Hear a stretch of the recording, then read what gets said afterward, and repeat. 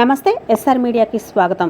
Mega DSC పేరుతో కూటమి ప్రభుత్వం నిరుద్యోగ యువతను మోసం చేయడాన్ని నిరసిస్తూ వైఎస్ఆర్ కాంగ్రెస్ పార్టీ యువజన విభాగం ఆధ్వర్యంలో ఈరోజు విజయనగరం జిల్లా కార్యక్రమంలో వైఎస్ఆర్సీపీ రాష్ట్ర మహిళా ప్రధాన కార్యదర్శి కోలగట్ల శ్రావణి మాట్లాడుతూ యువత హక్కుల కోసం వైఎస్ఆర్ కాంగ్రెస్ పార్టీ ఎల్లప్పుడూ పోరాడుతూనే ఉంటుంది అని, ఇది మెగా డిఎస్సి కాదు దగా డిఎస్సి అని తెలిపారు.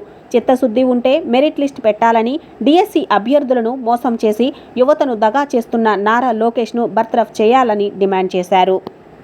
ఈరోజు ప్రజా సమస్యల ప్రజావేదిక కార్యక్రమంలో భాగంగా కలెక్టర్కి వినతి పత్రాన్ని అందజేశారు. ఈ కార్యక్రమంలో యువజన నాయకులు, విద్యార్థి సంఘాల నాయకులు, వైఎస్ఆర్సీపీ కార్యకర్తలు పాల్గొన్నారు.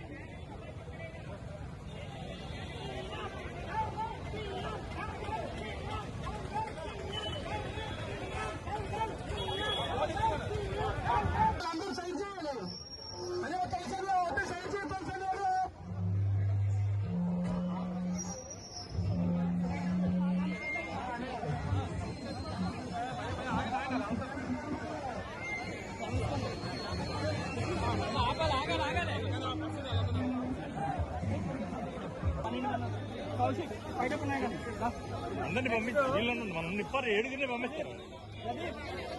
ఇంకా పాప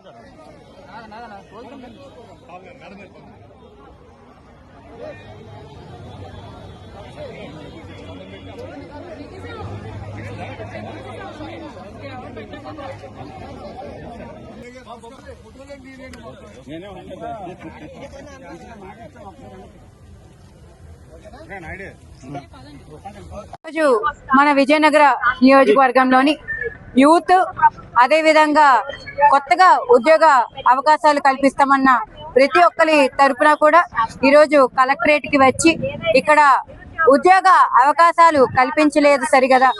టెట్ డిఎస్సి మనందరికీ తెలిసిందే. మన రాష్ట్ర ప్రస్తుత ముఖ్యమంత్రి గారు చంద్రబాబు నాయుడు గారు ఆయన మొట్టమొదటి సంతకం డిఎస్సి నోటిఫికేషన్ మీద పెడతామని చెప్పి పెట్టడం జరిగింది. కానీ పెట్టిన తర్వాత ఎవరికి కూడా ప్రాపర్ గా ఉద్యోగ అవకాశాలు కల్పించలేదు.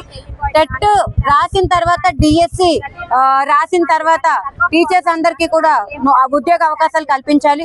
కానీ గతంలోని స్పోర్ట్స్ కోటాలోని 2% రిజర్వేషన్ నుంచి ఈ రోజు జీవో నెంబర్ 47(4) తరఫున 3% పెంచడం జరిగింది. కొన్ని పెంచారు, సరే మంచిదే. కానీ ఆ పెరిగిన 3%లోని ఈ టెట్ డిఎస్సి రాయకుండానే ఈ 3% అని చెప్పేసి 421 మందికి ఈ రోజు డిఎస్సి ద్వారా ఉద్యోగ అవకాశాలు కల్పించడం జరిగింది. మరి కల్పించిన ఈ 421 మందికి కూడా ఏ బేసిస్ మీద ఉద్యోగాలు ఇచ్చారన్నది తెలియదు. మరి గతంలోనే 29 స్పోర్ట్స్ కోటాలో ఈ స్పోర్ట్స్ అనేవి ఉంటే దాన్ని పెంచి 67కి పెంచారు. మరి వాటిలో పెంచినవి ఏంటా అంటే కర్రా బిల్ల, క్యారమ్స్ ఆడుకోవడం, టగ్ ఆఫ్ వారు, లేకపోతే టెన్నికాయిట్, ఇవన్నీ కూడా యాడ్ చేసి ఇవి కూడా ఇంటర్నేషనల్ గేమ్స్ కింద గుర్తించి మరి వాటిలో కూడా ఇంట్లో ఆడే క్యారమ్స్ కూడా ఇంటర్నేషనల్ గేమ్ కింద గుర్తించి ఆ స్పోర్ట్స్ కోటాలోని వీళ్ళందరికీ కూడా ఉద్యోగాలు ఇచ్చారంట. కానీ ఎవరెవరికి ఉద్యోగ అవకాశాలు ఇచ్చారో చెప్పలేదు. 421 మంది మెరిట్ లిస్టులు బయట పెట్టలేదు. మనందరికీ తెలిసిన విషయమే. ఫస్ట్ ఎగ్జామ్ రాసి మెరిట్ అయిన తర్వాత వాళ్ళ తర్వాత ఈ 3% స్పోర్ట్స్ కోటా అనేది ఇంపార్టెన్స్ ఇవ్వాలి. కానీ ఎవరికి కూడా ఆ ప్రణాళిక ప్రకారం ఎవరికి కూడా ఉద్యోగాలు ఇవ్వలేదు.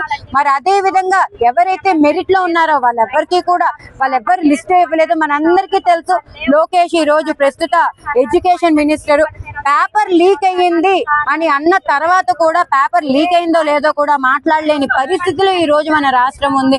ఎవరైనా ప్రశ్నిస్తే, మీడియా ద్వారా ప్రశ్నిస్తే, సోషల్ మీడియా ద్వారా ప్రశ్నిస్తే, గలం ఎత్తితే వాళ్ళందరికీ కూడా క్రిమినల్ కేసులు వేస్తామని చెప్పి మొట్టమొదటిసారి మొట్టమొదటిసారిగా అధికారంలో ఉండే గవర్నమెంట్ ఈ రోజు మొట్టమొదటిసారిగా ప్రజల్ని భయపెడుతుంది, భయభ్రాంతం చేస్తుంది. నిజంగా ప్రశ్నించాలని ఆలోచన కలిగినా సరే ఆ భయం, క్రిమినల్ కేసులు వేస్తారేమో అని భయం కొద్ది ప్రతి ఒక్కరు కూడా ఇంట్లో ఉండిపోయారు. మరి వాళ్ళందరి తరపున వాళ్ళందరినీ లేపి మీ తరపున వైఎస్ఆర్సీపీ పార్టీ ఎల్లప్పుడూ ఉంటుంది, మీ అందరి తరపున మేము గలమెత్తుతాము అని చెప్పి ఈ రోజు కలెక్టరేట్ కి రావడం జరిగింది. ఇక్కడ కలెక్టరేట్ లోని కలెక్టర్ గారికి రిప్రజెంటేషన్ ఇచ్చి వెంటనే ఇది ఏదైతే ఉందో ఈ టెట్, డిఎస్సి ఇవన్నీ కూడా వీటన్నిటి మీద సిబిఐ ఎంక్వైరీ చేయాలి, మెరిట్ లిస్ట్ అనేది బయటికి రిలీజ్ చేయాలి.